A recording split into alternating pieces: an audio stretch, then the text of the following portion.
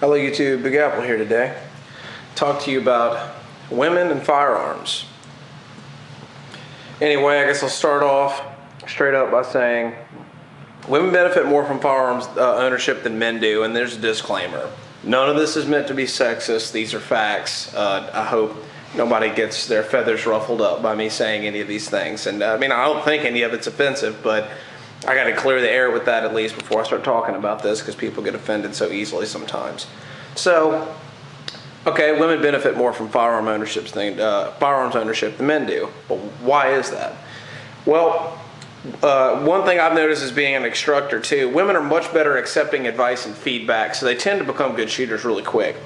And they usually tend to be great shooters. You know, men don't accept criticism as well. They're a little more stubborn.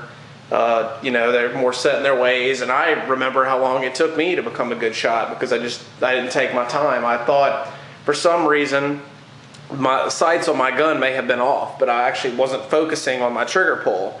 And so for the first few months I had my gun, I wasn't a very good shot.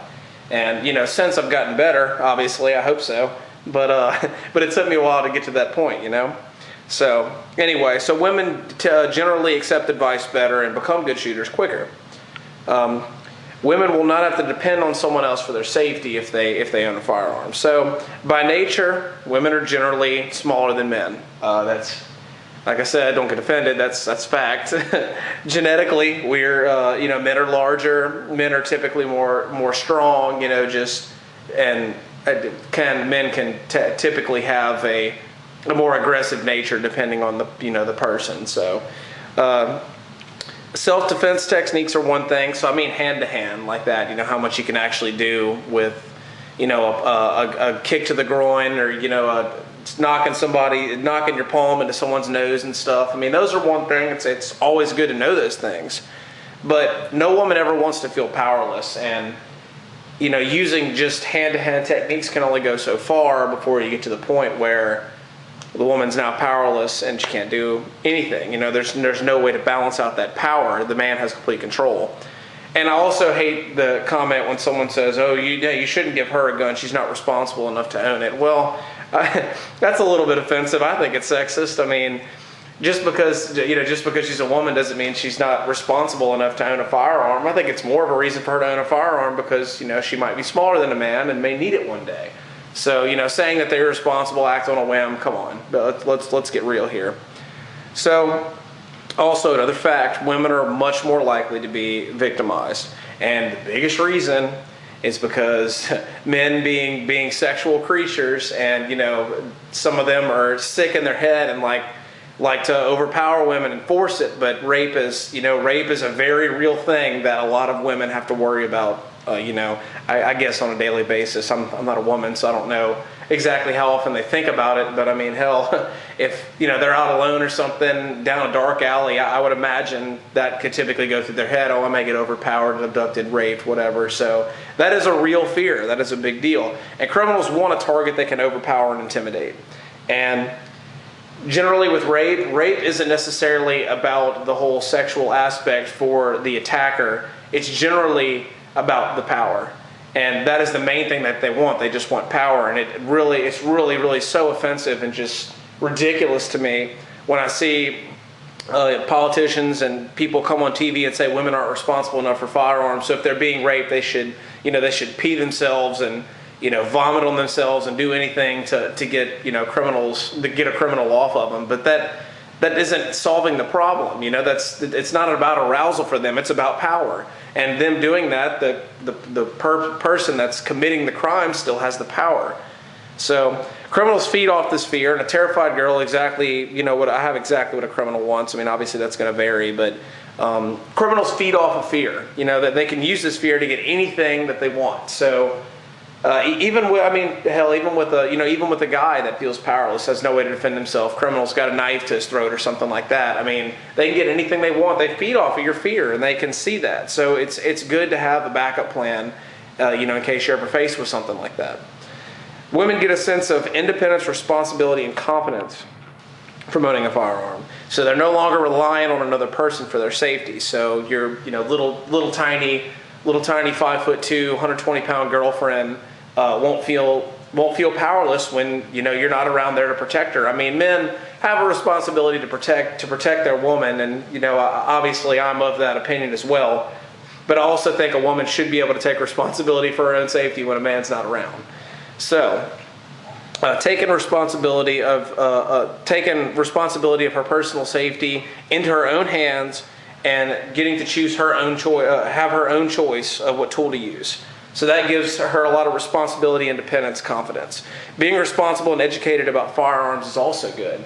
I mean, it can be a very deadly weapon, and it can be a very beneficial weapon. And learning the intricacies of that, being safe, that does teach you responsibility, and that really goes for both sexes. That's not just for women.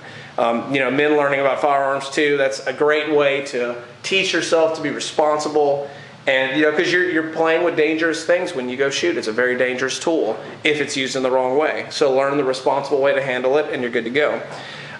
It's also a great chance to show up those heckling men at the range. I've seen maybe a couple women at the range that are really good shooters, but typically the ones that are really, really good are kind of a rarity. And the ones that are really, really good, it's funny, the men will come in and give them all these pointers and things thinking that they're a beginner, and then the woman walks up and outshoots him by a large margin. So just something to think about there. That's kind of more fun than factual, but regardless. So firearms, the Great Equalizer. Think about this scenario, okay? A woman with a firearm. Think about a 100-pound, 65-year-old woman, so an elderly person, versus a 265-pound, 6-foot, 25-year-old thug. What is the one device that can level the playing field there? There is no other tool that can level the playing field like that. Having a taser, mace, or non-lethal means are one thing, but like I say there, non-lethal means rely on the perception of pain. So if this person has a very high pain tolerance, or they're on some sort of drug, generally they have to perceive that pain for it to actually be real pain for them, and they can eventually get past that and put the power in their hands and be the one in control. But with a firearm, there was a reversal of the balance of power. Big old thug tries to attack an old woman, she pulls out a .357 revolver. Whoa, game changes completely. So besides it just being a great way for her to equalize, to equalize that scenario, it's a great way to put the power in her hands. I have here AR-15 versus 12 gauge per Joe Biden. So a girl should choose her own gun, and it's funny to me whenever men will say, yeah, I'm gonna get my lady a gun. I want to get her a little tiny .38 revolver. I have there a tiny pink .38 revolver is not an ideal first handgun. A full-size handgun is always easier to shoot. And also, if you're curious, an AR-15 is much better for most women than a 12 gauge. And the reason is because a 12 gauge will beat the crap out of you. And mine, loaded with any sort of buckshot, nearly dislocates my shoulder. And I can't imagine how that would be for a new shooter that doesn't know how to lean into a shotgun and isn't ready for that massive recoil into their shoulder. So a little AR-15 carbine will be much better for a home defense type weapon for most women than a 12 gauge, because it won't beat the crap out of them. The recoil is a lot less. They can have quicker follow-up shots, and it's a very easy rifle to manipulate. So it'd be a great first gun. I have referred to first-time firearm bars and caliber and felt recoil. If you're a woman watching this, or you're trying to help a woman get her first gun, that there's some valuable information there. But whatever you do, if you're teaching a new girl or any new person to shoot, really, do not put a 44 mag in her hands at first. Okay, so it's hilarious to me and a little bit appalling whenever Joe Biden came out and said get a 12 gauge shotgun, and somebody compiled a list, the whole video of girls shooting shotguns and just getting the crap beat out of them.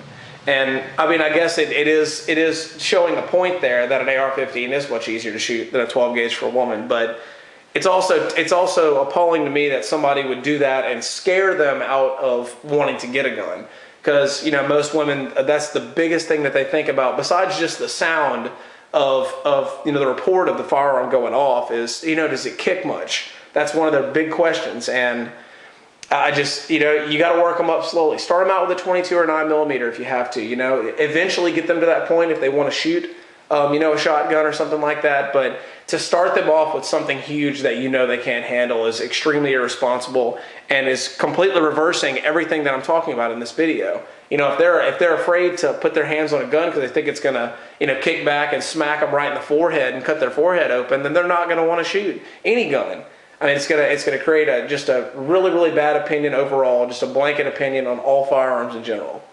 So I'll end this too by saying, so why are women's groups more anti-gun? I mean, I guess maybe women are just more emotional, but it's amazing to me. It baffles me that more women's groups are anti-gun whenever they benefit from it so much more than we do.